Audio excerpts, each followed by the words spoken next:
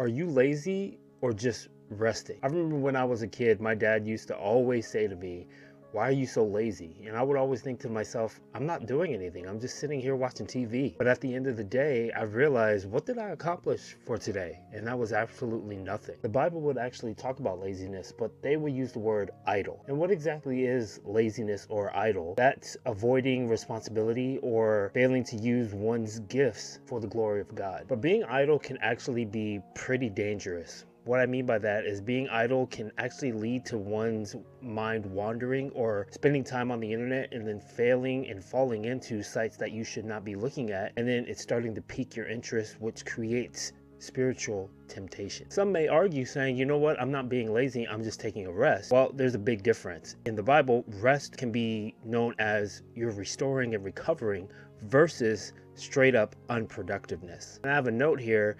See, when God created man, he didn't create us to be lazy. And in what I have written, it says God created humans to work, contribute, and be productive. Failing to work or provide for one's family is heavily criticized in the Bible. Proverbs 19:15 says, laziness brings on deep sleep and idle will go hungry. So you guys may know in Matthew 23-6 about the parable of the workers in the vineyard.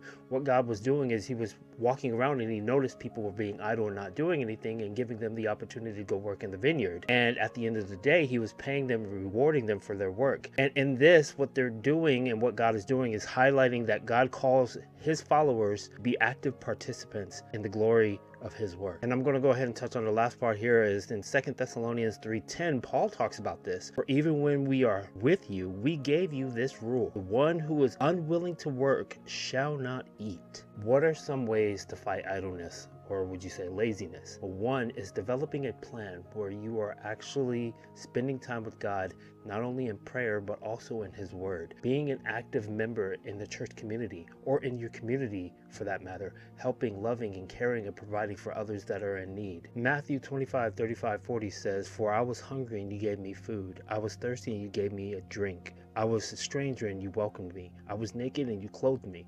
I was sick and you visited me. I was in prison and you came to me.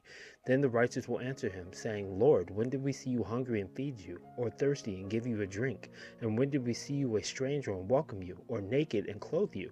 And when did we see you sick or in prison and visit you? And the king will answer them, truly I say to you, as you did it to one of the least of these, my brothers, you did it for me. Don't be idle, and let's work for the glory of the Lord.